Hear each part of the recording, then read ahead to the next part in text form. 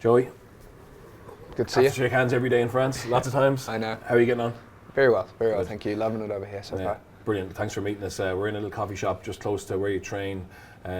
First season in Bordeaux. How have you settled in? Yeah, I feel like it's going really well so far. I played a lot of rugby. Picked up a small injury there in my first game in the top 14, which was a bit frustrating, but I've played a lot of rugby recently, loving it, feeling like I'm getting to know how things work over here. It's a lot different, but loving it so far. It's a beautiful place to live. Great team, great players involved, and then the team's going all right this season as well. So yeah, it's very exciting. You said it's different. When I came to Grenoble, our breakfast was the 3 C's, cigarette, coffee and a croissant. It's changed from that. How professional is it compared to Ireland? Yeah, it's massive. I think our training facility is incredible. It's got, you name it, we've got cryotherapy, ice baths, saunas, steam rooms, chefs. It's a nice place to come into, and I think they look after us really well. So I think it shows the severity of how important rugby is over here and how big it is. Any difference in how you're coached here compared to Ireland? It's a bit different. I think with Noel there, there's that Irish influence there for me, but he's travelled a lot and he's seen a lot, and I think as well he understands the French, the way they operate. So for me, having Noel there, it's great, but then the French system, it's a different way of playing. They play a lot more expansive and just open, where they don't rely as much on structure, where they have some of the guys on the wing and in the centres that all they want is the ball. Even if it doesn't seem to be on from a 10, they demand it, you give it to them and they do something special. So for me, it makes my job a lot easier. And you're playing with 2 of the players who probably play against Ireland in the Six Nations game, Penno and Barry. I mean, how talented, how exciting are they? It's crazy. I suppose it's a blessing for me when you see them on the wings. I think they're incredible players. You look at Barry, sometimes he scores tries in training when it's just tip and no one puts a hand on him, and you're just like, how does this happen? And then Penno seems to always get the good bounce to the ball. I don't know how he does it, but he scores tries for fun. So yeah, I think they're 2 incredible players. What's the mood been like in France since France lost to England? Obviously there's huge pressure on them against Ireland. What's the general feeling around how they're shaping up? Yeah, it's a tricky one. I think 1 or 2 things change. Go to a ball stays in one person's hand in that English game, and it's a different scenario. But they were gutted, they were devastated, and there's a lot more emphasis now, I think, put on this Irish game because they know they need to win it to be in with a chance of getting the Six Nations. So it's tricky. It's tough for them. I think they were very hurt by it, but I think they're a good enough team to bounce back from it. Yeah, and what have you thought of Ireland so far? Obviously unbeaten, but have you seen how the team is shaping? Yeah, they've been, I think the best word is clinical. They're so efficient. They go and they do their job. The Welsh game, the first half Wales really put it up to them, but they showed, I think, in the second half they were clear, they were concise, they didn't panic, and they were able to come through with the bonus point there as well. So it was. It just shows that they're playing really well at the moment. I think they're in a really good spot. Sam Prendergast, what have you thought of him? He's been really good.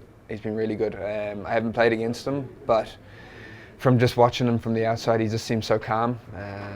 He slots in there really well. He's able to pick passes. His kicking has been really impressive as well. And then I just think the whole way the team's kind of forming around him, it seems like they're all on the same page. Okay. Prediction for the game? It's a really hard one. I've been asked this a few times. I think because it's going to be in Ireland, I think that might be the difference. But then I think a wounded, hurting France it's a dangerous beast. Some of those guys especially will be out to prove a point as well. So I think Ireland, but to be honest, it's going to be very close to call. So Joey, how did the move to Bordeaux come about? Yeah, I was up. My Munster contract was up, and I suppose I was very open to the thought of moving away. Bordeaux came knocking quite early in the season, and then past relationships with Noel and having worked with him before, he was my central contact over here. So being able to speak to him quite early in the season gave me a good interest. They were very keen on me, and then I suppose following then the UBB team throughout that season and then seeing what they're about, it was very exciting for me, and to be able to go over and play in that position play with the players around me, and play in a team. And like you said, the top 14, it's a pretty special league. It was a huge opportunity for me that I thought was right for me at the time. So it's also not hugely far from home. It's easy enough to get home for my wife and my son, and we have people coming over most weekends, which is great. So yeah, it's really cool. It's a beautiful place to live as well. Like it's a great city. So yeah, it was great rugby opportunity, but also lifestyle opportunity. I think as rugby players, we miss out on J1s. We miss out on the whole college, getting away and living in a different country for a few years. So being able to live somewhere else for us, in our time of our lives, it was a good opportunity. Brilliant. What's been the hardest part of the transition? The language, 100%. I'm getting better, getting lessons every week, and understanding a lot more. But it's hard. It takes time. I think the more annoyed I get about it, the more I realise, look, it'll take a year or two to fully be comfortable.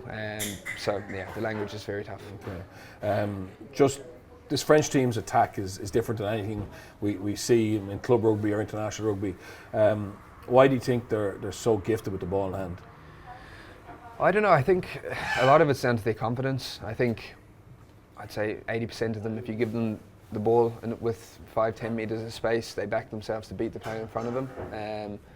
I think that they've all showed that in the top 14 in the Champions Cup and playing with France. So I think just that ability to back yourself with space or little space, they don't really mind. They'll have a crack.